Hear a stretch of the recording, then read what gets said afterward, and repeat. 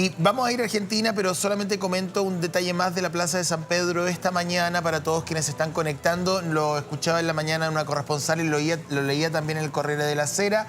Hay una fila que está frente, digamos, a la basílica de turistas, de congregaciones y también de romanos, ¿no?, que han decidido irle a rendir un tributo final a Francisco.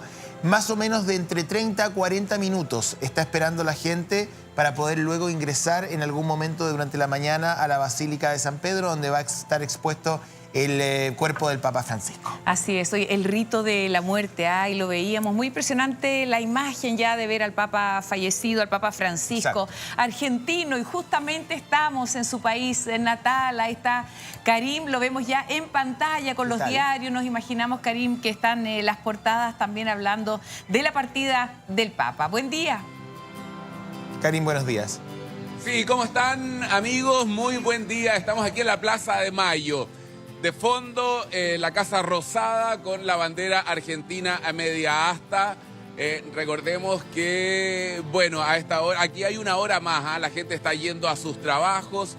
Aquí están los diferentes ministerios, está el Cabildo y está la Catedral Metropolitana, que es la catedral donde Francisco fue arzobispo, donde dirigió muchas misas y que abrió sus puertas ya bien temprano, y hay muchas muestras de cariño, hay velas encendidas, mensajes con cada uno de las palabras del Papa Francisco, que están pegados ahí. Pasan los fieles, pasan los hinchas de su equipo de fútbol. Él era muy futbolero también, hincha de San Lorenzo. Y los diarios impresos aquí en Buenos Aires que hoy día hablan de este Papa irrepetible, el primer pontífice latinoamericano. Destacan su sencillez, que rompió los moldes y abrió la iglesia. Ahí está dando cuenta de la causa de su muerte, un derrame entonces que le produce este posterior infarto ayer por la mañana. Su despedida el domingo de Pascua. Eso es lo que dice La Nación, y el diario El Clarín también trae en portada al Papa Francisco, que revitalizó la iglesia, que nunca se alejó de la política argentina. Y ese es uno de los temas que más se habla aquí en Buenos Aires, mientras vamos a caminar para ir a mostrarles lo que está ocurriendo ahí en la catedral. La relación con la política. Hay 7 días de duelo nacional acá que decretó el presidente Javier Milei, que ya ha viajado a Roma. Esa es la información que manejamos nosotros. Es una comitiva bien pequeña del gobierno. Recordemos que hubo muchas polémicas y muchos enfrentamientos entre ambos, entre el Papa y el propio Javier Milei cuando era candidato presidencial. Incluso lo que dijo Milei sobre el Papa Francisco es que era el representante del maligno en la tierra. Así que hubo mucha controversia. También el Papa nunca volvió a Argentina y eso es algo que les duele mucho. Todo esto en un ambiente muy futbolero, José. De hecho, ayer, cuando se realizó una misa, ayer por la tarde en Flores, que es el barrio del Papa, acudió la vicepresidenta Victoria Villarroel, que fue abucheada. La verdad es que es como una barra de fútbol. Cuando ella sale de la ceremonia, fue duramente abucheada, algo que no corresponde, que es muy condenable también. Pero es el clima, ¿no?, que enrareció esta relación de Francisco con la política aquí en Argentina. O sea, exactamente. Mira, vamos a ver el video de la vicepresidenta, que está además súper peleada con Javier Milei, una cosa que solamente ocurre en Argentina, pero no se hablan, vicepresidenta y presidente. Miren ustedes.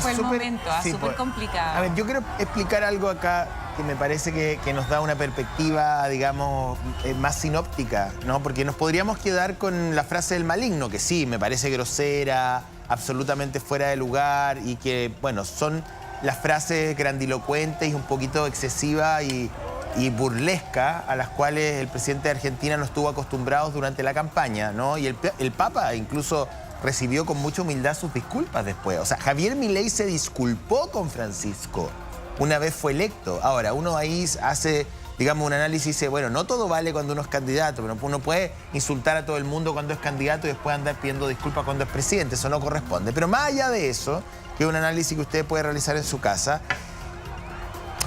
Francisco, en cuanto Jorge Bergoglio, tuvo una posición incómoda con el poder de manera crónica. No solamente cuando llegó a ser papa, Pero eso está muy bien, porque incomodó a quienes, les exigió a quienes estaban gobernando. Y eso, sí. Y eso no es malo, José, No, no es sea malo. de la tendencia que sea, porque ayer trataban de fijarlo o encasillarlo en un sector y no calza con ninguno propiamente tal. Lo que yo ayer leí, porque revisé un poco la biografía de Francisco que tenía en mi casa y documentos que uno ha podido ver o conversar con personas que lo conocen y lo conocieron bien durante su época de los inicios del sacerdocio. Él fue muy cercano al peronismo. Era un hombre de izquierda en alguna etapa.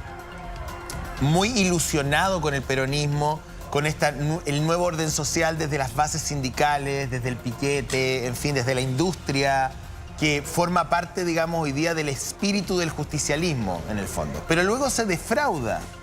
Él fue muy duro respecto a la corrupción, dijo que era el gran mal de los países latinoamericanos. Y luego, y en algún momento, tiene un coqueteo con la Junta Militar Argentina. Yo sé que no es muy grato que yo lo diga para los católicos, pero es un capítulo que sí existió.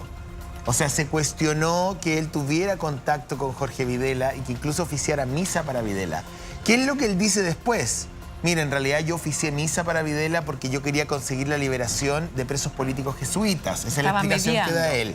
Ok, y luego viene toda la época de Menem, con el cual se logró acomodar de alguna u otra manera. Menem, digamos, abrazaba de alguna manera la opción religiosa. Y con los K tuvo un enfrentamiento público. Con Cristina Fernández de Kirchner, en algunas oportunidades no se podían ni cruzar. Estoy hablando de cuando era arzobispo de Buenos Aires. Ellos vienen a reconciliarse después, cuando la presidenta en ese momento le regala un mate. Le lleva un mate, le ¿te escribe acuerdas? una carta y le pone, tome mate. Tome mate. Sí, claro. ¿Te Dice, acuerdas? me han aconsejado que le escriba, bueno, no quiero frases hechas, lo único que quiero decirle es como tome mate, ¿no? Quizás con le regala Macri tuvo una relación un poco más fluida. suave, ¿no? Bueno, Sí. preguntémosle a Karim, que está justamente ahí, está en Buenos Aires, en pleno corazón de la ciudad, para saber, están cortadas las calles y vemos que hay locomoción por lo menos pasando ahí frente a la Casa Rosada. Pero ¿cuál es el ambiente hoy en día? ¿Cómo amanece la capital? Sí, mira, me suma a lo que decía José, esta relación con la política que tenía desde antes de ser el Papa Francisco, cuando era Jorge Mario Bergoglio, ya comenzaba este conflicto. De hecho, si él no volvió nunca a la Argentina, después del cónclave en que lo nombran el 13 de marzo del 2013, fue precisamente por eso, ¿no? Él recibió en el Vaticano a todos los presidentes argentinos, pero él era muy crítico de la clase política. Estaba revisando hace algunas horas, nada más anoche, una entrevista que él dio donde hablaba de los políticos sin historia, también a estos salvadores que aparecen de pronto, y uno lo puede vincular con los problemas que tenía con Javier Milei, ¿no es cierto? A quien recibió también en febrero del año pasado en el Vaticano, donde se limaron algunas asperezas, pero sin duda hubo acusaciones cruzadas. Entonces él era muy cuidadoso de no venir a Argentina para que esto no se interpretara en algún apoyo a algún sector político. Pero sí fue una relación bien compleja. Si quieren le mostramos Sí, lo que claro. está pasando acá, muchachos, afuera de la catedral. Hay mucha expectación. Mira, hay colegas de todas partes del mundo. Están estos camiones satelitales desde bien antiguos, que no veía yo hasta hace bastante tiempo. Los camiones que tienen la antena satelital en el techo. José. No, solamente te comento también como un dato que te puede ayudar en tu reporteo. Siempre es interesante cuando uno se para en un reporteo en el extranjero, mirar también el radio de qué está pasando en ese lugar. La muerte del Papa irrumpe en Argentina cuando Argentina está viviendo uno de los escándalos de pedofilia más grandes de los últimos tiempos en la televisión. Yo no sé si ustedes lo tenían, digamos, considerado. Hay una periodista que... La periodista Viviana Canosa. La periodista Viviana Canosa, sí. Hace más o menos 10 días, en su programa en Canal 13, dijo que había una trata de niños, ya, que estaban siendo, en el fondo, tentados para tener sexo a cambio de fama. Pero esa historia la hemos escuchado mucho. Lo que ocurre es que ella denuncia en su programa que aquí hay de talento, productores, actores, actrices, editores, directivos de canales de televisión, de todos los canales. Entonces hay un escándalo gigantesco en una dimensión que es súper sensible como la pedofilia, y en la mitad de esto irrumpe la muerte del Papa. Entonces es una sociedad que ha estado sometida digamos, a noticias. O sea, ocurre en medio de este que escándalo. se devele Lo pongo este como un escándalo, dato, claro. que me parece interesante también considerarlo, mi querido Karim. Sí. Sí, de todas maneras, José, fíjate que a Viviana Canosa, que tiene un programa, a ella la acusan de no tener pruebas, de alguna manera de estar queriendo hacer rating con estas denuncias. Y ella dice que tiene todas las pruebas, que las va a presentar ante la justicia.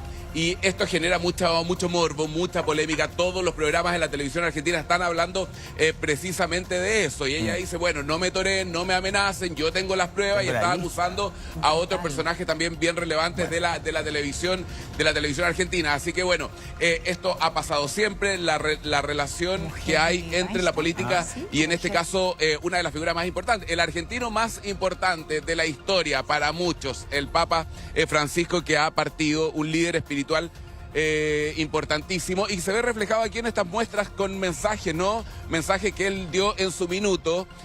Imploraste por nosotros en la noche más oscura del mundo, ahora nosotros rogamos al cielo por vos, que Jesús nos busque siempre. Y muchos mensajes de San Lorenzo de Almagro, el club del que era hincha. La verdad es que todo ha sido de un ambiente muy futbolero. Desde que lo nombran al Papa Francisco, que lo gritaron como un gol.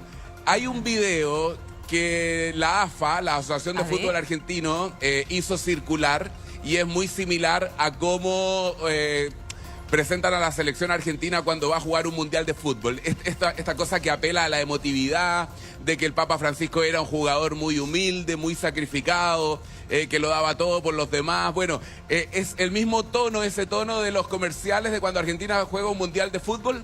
Así la AFA despidió al Papa Francisco. Tenemos ese video, lo podemos ver para de alguna manera establecer esta relación que existe entre la religión, que para ellos el fútbol sin duda es una religión, y también la imagen que tenía el Papa Francisco, que fue cuervo desde muy pequeño. Miren el video.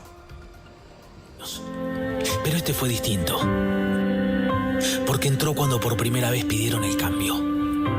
Sí, hubo humo blanco, pero no vino a vender humo. Jugó como siempre se juega en el fin del mundo, con sacrificio, siempre con los mismos botines y con los pies en la calle. El último capitán de la iglesia fue argentino. Nunca hizo la individual. Predicó siempre. Bueno, es parte de como un tributo, relato, sí, claro, un tributo, pero con algo ahí, claro, un país tan yo creo ¿no? yo creo que también hay un elemento acá que no podemos dejar de mencionar, y bueno, si uno estuviera en Roma también buscaría un poco esa dimensión, ¿no? Que para nosotros, desde este lado del mundo, desde el punto de vista hemisférico, más allá, insisto, si uno es católico o no, si no voy a entrar en esa definición, porque no me parece que estamos frente a un líder espiritual mundial, independiente de la fe de uno. Entonces, desde esa óptica, haberle puesto español de lengua materna al Vaticano, no sé si me siguen, es para nosotros como latinoamericanos muy profundo, muy potente, entendiendo que hay comunidades católicas que fueron en algún momento las más grandes del mundo. Hoy día, lo decía ayer una de nuestras entrevistadas, por razones demográficas y cómo se ha movido un poco la corriente espiritual en el mundo, hoy día estamos frente a una China que probablemente nos va a presentar una gran iglesia católica, como nunca antes lo habíamos pensado. Pero dejando fuera esa ecuación, tenemos a México, tenemos a Brasil, que son comunidades católicas gigantescas.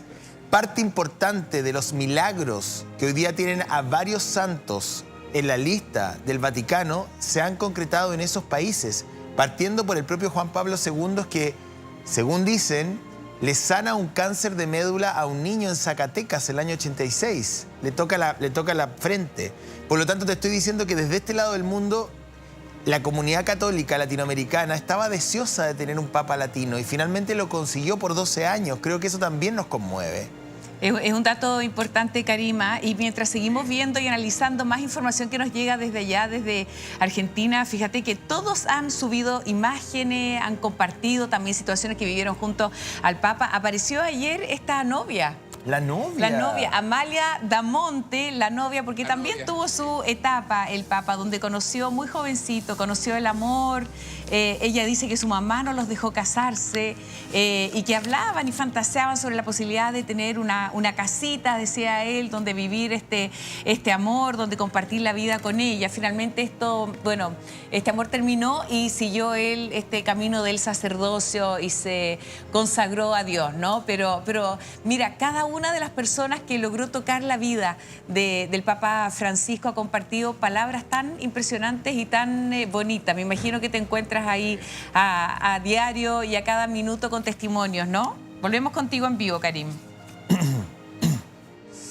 Sí, fíjate que, a ver, han circulado algunos testimonios, sobre todo en el barrio de Flores, que queda como a 40 minutos de aquí del centro de Buenos Aires, de la Plaza de Mayo, que es donde estaba la parroquia, donde él hacía sus misas, donde recibió este mensaje para dedicarse al sacerdocio, el lugar donde se cortaba el pelo, el lugar donde remendaban sus zapatos, esto que decían en ese mensaje de la AFA, siempre con los botines negros. Él no usaba los zapatos rojos que usaban todos los papas, sino que él usaba sus mismos zapatos negros de siempre. Su chofer, que hablaba de él como que no era solamente su chofer, sino que era su amigo. Bueno, cada una de las personas que tocó, desde que fue el cura Bergoglio hasta que fue el Papa Francisco, han tenido palabras para destacar el legado, el mensaje de humildad. Todos destacan que él andaba en subte, pudiendo andar en un vehículo, que era extremadamente humilde, siempre él, pese a ser el Papa, siempre fue el cura del pueblo. Eso es lo que señalan acá. Lo que les duele, lo que más les duele. Por eso cuando hablan del Papa hablan con orgullo, hablan con emoción, pero también con tristeza y muchos con algo de molestia, porque él nunca más regresó a Argentina. Y eso les duele mucho, les duele. Incluso la fecha en que él fue a Chile era la fecha que él pudo haber venido a Argentina. Y critican a los políticos porque muchos decían que iba a venir en algún minuto y que nunca lo invitaron formalmente, porque recordemos que para que el Papa acuda a otro país tiene que haber una invitación formal a través de la diplomacia, ¿no es cierto? Como el Estado Vaticano, y eso nunca se concretó formalmente.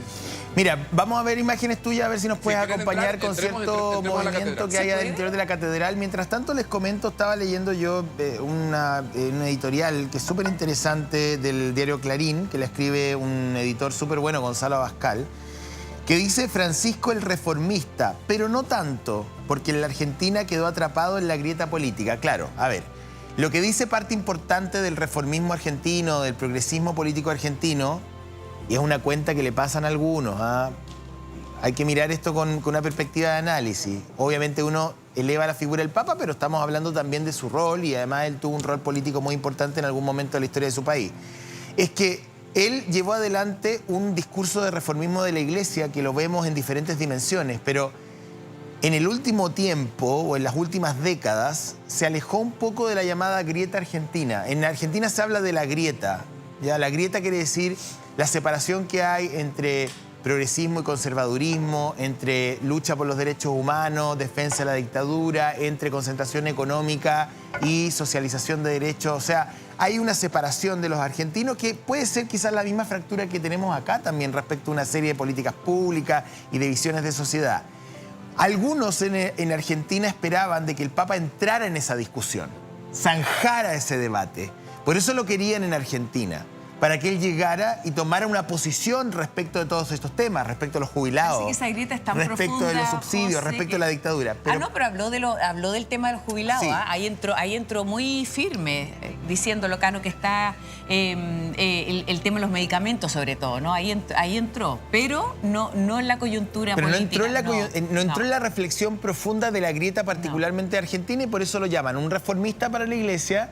Pero algunos en Argentina hubiesen esperado, algunos, no todos, de que el Papa desde esa posición y en su calidad, digamos, de Santo Padre y de Arzobispo de Buenos Aires, en fin, de la tremenda historia que tenía, lograran entrar en definiciones sociales y políticas que hoy día alertan a la opinión pública argentina y el Papa fue muy cuidadoso y prudente con eso en el último tiempo. Oye, mira, veamos lo que está ocurriendo al interior. ¿Qué lugar más precioso nos estás mostrando, Karim? Mira cómo está todo decorado. La catedral, qué linda. Sí, la catedral con flores. Ahí está la imagen, ¿no? Vemos justamente ahí a los pies del altar la foto, la imagen del Papa Francisco custodiado con personas que ya están llegando a esta hora de la mañana. Entiendo que una hora más en Buenos Aires. Cuéntanos, por favor, ¿qué está pasando ahí? Sí, son las 9:28 minutos acá, muchachos. Acabamos de ingresar. Ustedes pueden ver que está la fotografía en el altar del Papa Francisco sobre una manta de color negro acompañado de velas, flores y bueno, todo esto coronado por esta espectacular catedral donde él presidió muchas misas cuando fue arzobispo de la capital porteña. Hay cambio de guardia, ocurrió recién, hay 2 libros de condolencias y son cada vez más las personas que vienen hasta este lugar, hacen la fila, escriben un mensaje, se sientan algunos minutos, hacen algún rezo, incluso muchos de ellos tomando su teléfono celular, captando alguna imagen, todos muy consternados por lo que está ocurriendo aquí y la verdad es que muchas personas están entre acongojadas, con pena, un poquito por lo que se ha vivido en estos días acá despidiendo al Papa Francisco. A ver si podemos conversar con algunas personas. ¿Cómo está? Hola, buenos días. Estamos en directo. Cuéntenos un poquito. La noto un poquito compungida. ¿Cómo está emocionada? Muy. Desde ayer me enteré. Cuando prendí la tele me levanto todos los días tempranito y no paré de llorar. Y después, bueno, fui a hacer mis actividades, mis obligaciones y hoy a la mañana me pasó lo mismo. Y quise venir porque había como contaba, había un amigo periodista que le digo, voy a hacerle el aguante a él porque sabía que iba a estar toda la tarde. Y llegué acá y me hace mal el corazón, la verdad es esa. ¿Cómo lo recuerdan? ¿Cuál cree usted que es el legado del Papa? ¿Tiene algún recuerdo con él directamente? No, si bien él estuvo en Flores, ¿no? Yo estuve cerca del lugar, pero no tuve el placer. Y dije, ojalá algún día pueda ir al Vaticano a estar cerquita, aunque sea. El recuerdo es el que tiene cualquier ser humano que tiene un poco de corazón, un ser increíble. Un orgullo para los argentinos, para los latinoamericanos en general, haber tenido un Papa, ¿no? Eso ni hablar. Cuando uno se enteró que el Papa era argentino, la emoción se multiplicó. Y bueno, y hoy que parta, que sabemos que es la ley de la vida, te duele, porque uno quiere siempre tener al ser querido, como cuando se te fallece un padre, un hermano.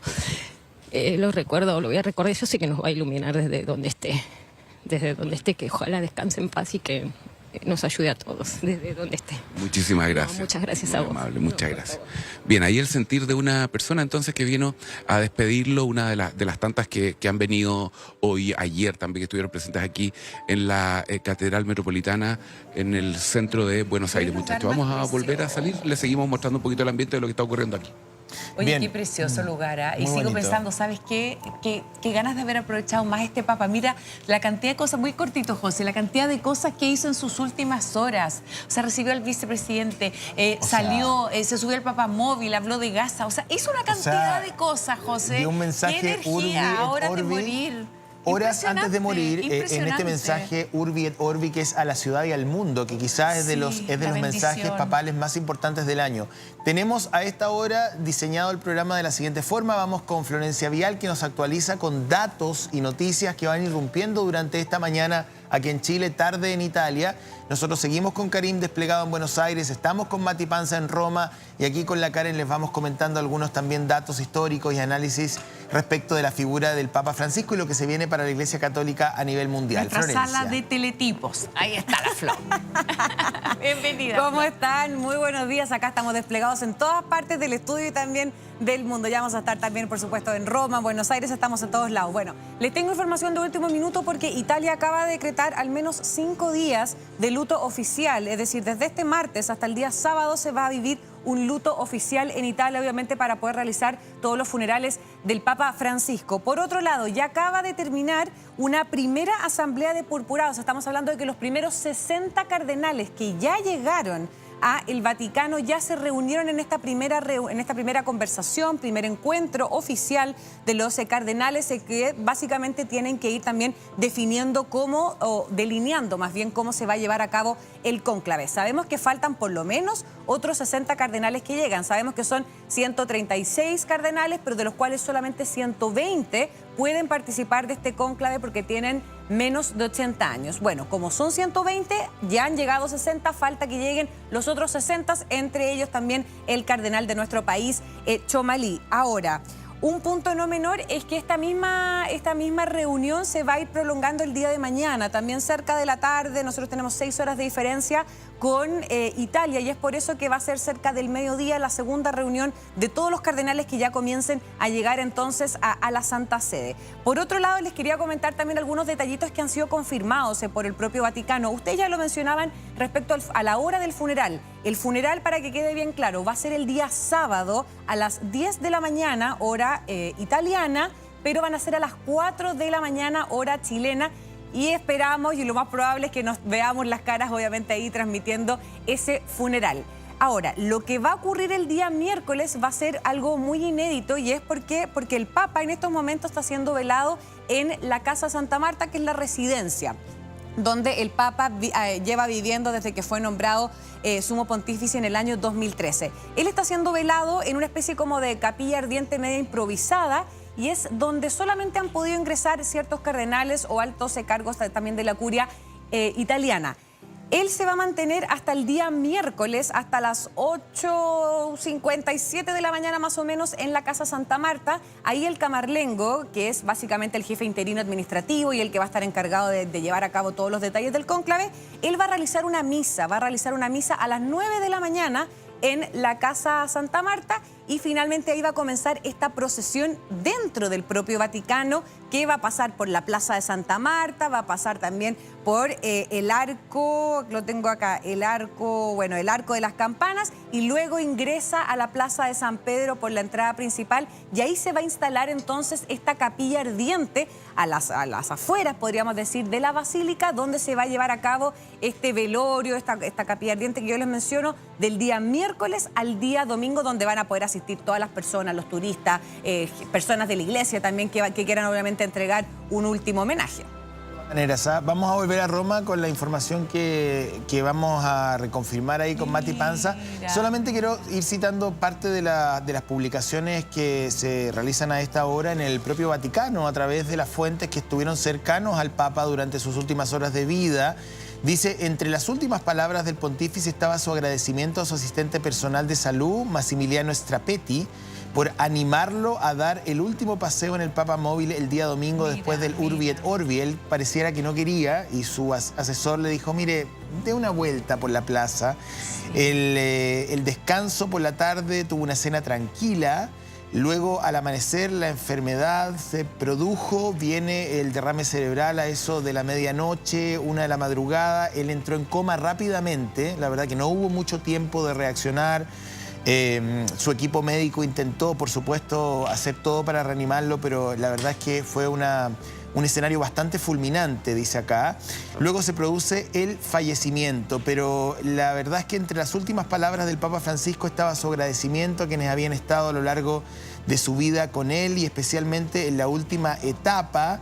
La verdad que ese equipo estuvo trabajando con él los 38 días de hospitalización en el Gemelli, y estaba prácticamente con una vigilancia de 24 horas mientras estaba convaleciente. Muy monitoreado, ¿no? Siempre, permanentemente. Se levantó a las 6 de la mañana, bueno, a las 7:30 fallece. La verdad es que despertó de buen ánimo. Este Papa que cargaba él su maletín, este Papa que era él justamente el que se cocinaba, un Papa, bueno, austero, dedicado, cariñoso.